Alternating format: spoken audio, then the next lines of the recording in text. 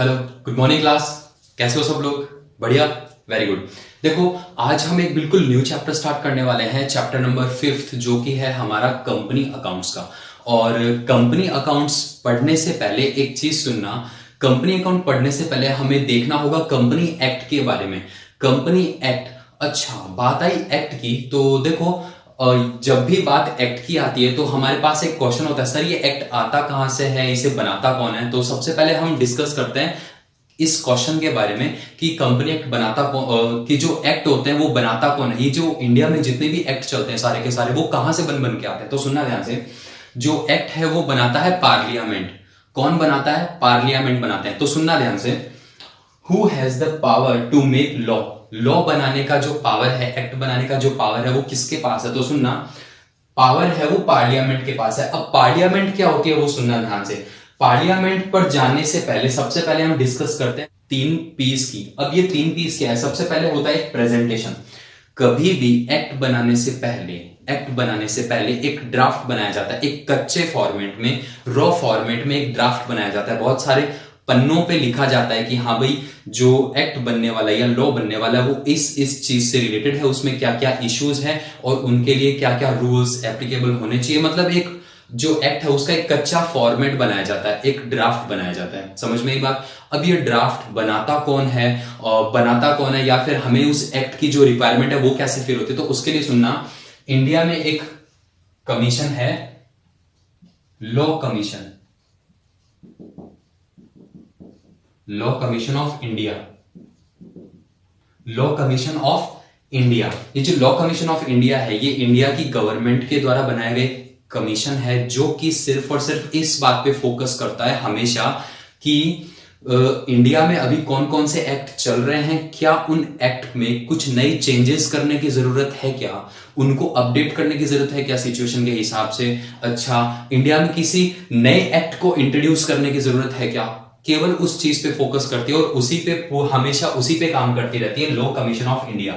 अब जैसे मान लो इस कमीशन को रिक्वायरमेंट फील हुआ कि हमें कंपनी से रिलेटेड एक नया एक्ट बना देना चाहिए, या फिर जो पुराना एक्ट है उसमें कुछ एक चेंजेस करने चाहिए, तो ये रिकमेंड करेगी या ये सजेशन देगी सेंट्रल गवर्नमेंट को। किसको सजेशन देगी? सेंट्रल गवर्नमेंट को। अब सेंट्रल गवर्नमेंट क्या करेगा? उसके ऊपर एक ड्राफ्ट पेपर बनाएगा, ड्राफ्ट पेपर की हाँ भाई हमें इस एक्ट में क्या क्या चीजें इंक्लूड करनी चाहिए, क्या क्या चीजें नहीं करनी चाहिए। और वो बनाने के लिए उसे कुछ एक्सपर्ट की जरूरत होती है, जो उस फील्ड में महारत हासिल किए हुए लोग होते हैं, जो एक्सपर्ट होते हैं। तो सुनना, ड्राफ्ट पेपर बनाया जाता है, उस पर डिस्कस किया जाता है एक्सपर्ट के थ्रू। किस पे?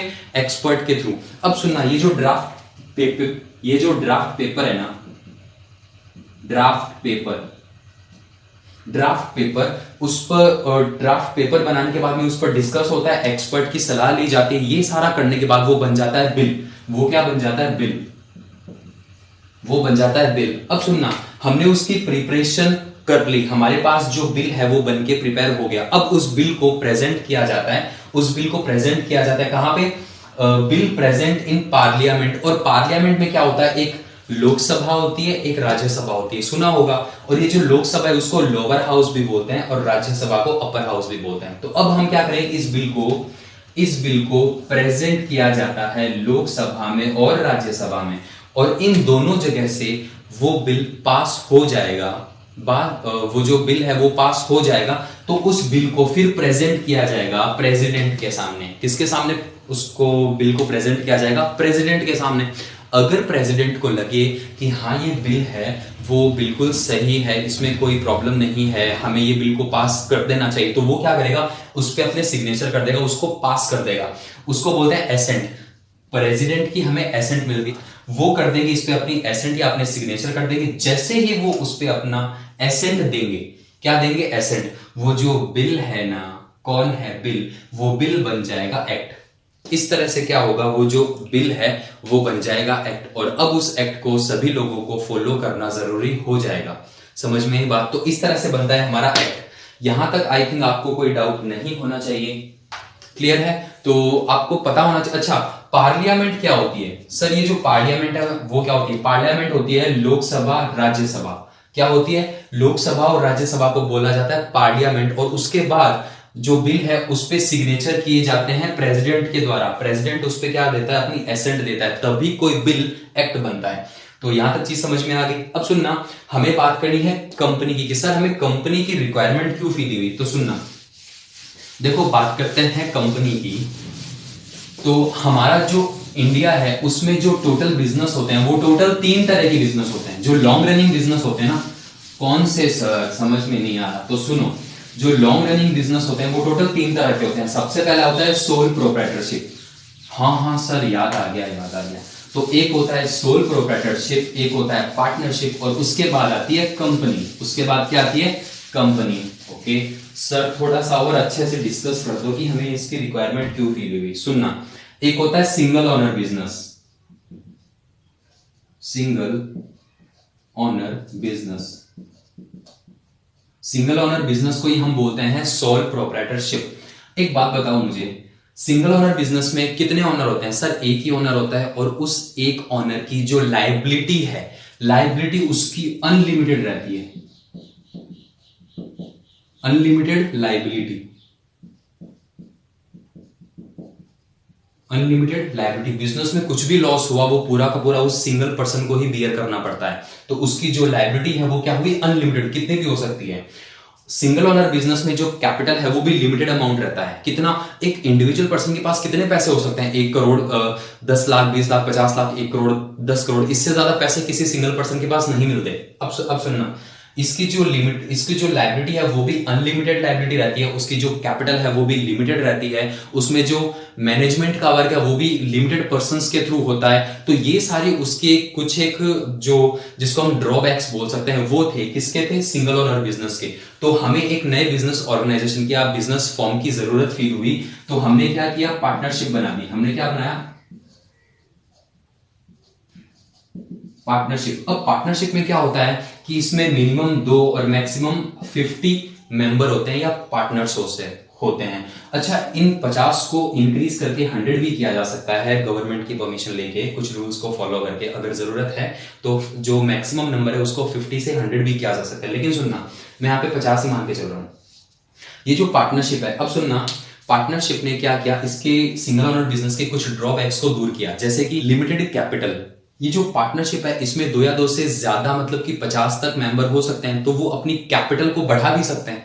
एक पर्सन तो कम कैपिटल ला सकता है, लेकिन 50 लोग मिलकर तो थोड़ी ज्यादा कैपिटल ला सकते हैं ना। मैनेजमेंट को भी अच्छे से संभाला जा सकता है। सब पार्टनर्स मिलकर अच्छे से बिजनेस को संभाल सकते हैं। लेकिन कहीं ना कहीं ये जो अनलिमिटेड लायबिलिटी वाली प्रॉब्लम है ना, ये दूर नहीं हुई। क्यों? आपने पार्टनरशिप में पढ़ा होगा, कुछ भी पार्टनरशिप में लॉस होता है तो सारे पार्टनर्स को, चाहे अपनी प्राइवेट जो प्रॉपर्टी है या प्राइवेट एसेट है उसको बेच के भी लायबिलिटी को पे ऑफ करना पड़ो या कैसे भी करना पड़ो, उनको करना पड़ता है। समझ में आई बात? तो ये हुई उनकी क्या? Unlimited liability.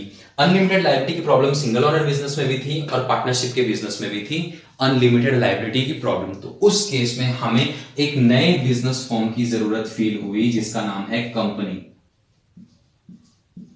जिसका नाम क्या है? कंपनी। अब सुनना, कंपनी में लिमिटेड कैपिटल की प्रॉब्लम भी नहीं है, क्योंकि इसमें जितनी हम चाहे उतनी कैपिटल रेज कर सकते हैं। उसमें जो मैनेजमेंट हुई उसकी भी कोई प्रॉब्लम नहीं है, क्योंकि इसमें जितने चाहे उतने मैनेजर्स रख लो, बोर्ड ऑफ डायरेक्टर्स रख लो, इसमें भी हमें कोई प्रॉब्लम नहीं है। और सबसे जो इंपॉर्टेंट बात है वो है अनलिमिटेड लायबिलिटी इसकी। तो सुनना, कंपनी में जो लायबिलिटी होती है ना वो होती है लिमिटेड। क्या होती है? Limited liability. लिमिटेड लायबिलिटी, इसका मतलब क्या होता है? सर समझ में नहीं आया, अनलिमिटेड लायबिलिटी क्या होती है और लिमिटेड लायबिलिटी क्या होती है? मान लो कि एक बिजनेस है और उस बिजनेस में एक पर्सन है ए, वो ऑनर है। उसने बिजनेस किया और उसका बिजनेस में जो कैपिटल थी वो 100 रुपए लगाई गई थी। कितने रुपए लगाई गई थी? 100 रुपए। और बिजनेस में लॉस हो गया 500 रुपीज का। तो एक बात बताना, ये जो 500 रुपीज का लॉस है ये कैसे फेस करेंगे हम? इसको 500 रुपीज के लॉस को कौन बियर करने वाला है? तो सुनना, ये जो ए है ये 100 रुपीज तो अपने कैपिटल से इसको सेट ऑफ करेगा और 400 रुपीज अपने घर से लेके आएगा इसको सेट ऑफ करने के लिए। समझ आई बात? उसी केस में अगर यहां पे 1000 रुपीज का लॉस हो जाता तो 100 रुपीज तो कैपिटल से होता और बाकी जो 900 रुपीज है वो अपने घर से लेके आता। तो देखो ना, इसकी जो लायबिलिटी है वो लिमिटेड नहीं है, वो अनलिमिटेड है। इसे लॉस होने पर कहीं से भी वो पैसे लाके देने पड़ेंगे बिजनेस में। समझ आई बात? ये प्रॉब्लम थी लिमिटेड लायबिलिटी की, और ये सेम प्रॉब्लम थी पार्टनरशिप में लिमिटेड लायबिलिटी की। यहां तक समझ आ जाना चाहिए। अब ये जो कंपनी होती है ना, उसमें क्या होता है सुनना, जो कंपनी के ऑनर बनते हैं, कंपनी के जो ऑनर, कंपनी के ऑनर बोल दो चाहे कंपनी के मेंबर बोल दो, कंपनी के ऑनर बोल दो चाहे कंपनी के मेंबर बोल दो, अगर उनकी लायबिलिटी है वो लिमिटेड लायबिलिटी है, क्या है? लिमिटेड लायबिलिटी, तो उस केस में क्या होगा, मान लो ये हमारी कंपनी है और जो उसका ऑनर है उसने इसमें 100 रुपीज इन्वेस्ट कर रखे हैं और कंपनी को लॉस आ गया 1000 रुपीज का, तो ये जो ऑनर है ना, जो कि मेंबर है या शेयर होल्डर है, वो केवल 100 रुपीज ही पे करेगा, 1000 रुपीज पे नहीं करने वाला। तो बताओ ना, उसकी जो लायबिलिटी है वो लिमिटेड नहीं होगी क्या? 100 रुपए तक, केवल 100 रुपीज तक। हाँ सर, बिल्कुल लिमिटेड होगी। तो यही होती है हमारी जो कंपनी है, और यही होती है हमारी कंपनी की जो सबसे अच्छी और सबसे जो बड़ी वाली कैरेक्टरिस्टिक्स है, जिसको हम बोल सकते हैं कि इसकी जो लायबिलिटी होती है वो लिमिटेड लायबिलिटी होती है। क्लियर है? और इस चीज को हम सीखेंगे हमारी जो नेक्स्ट क्लास होगी और उसमें अच्छे से।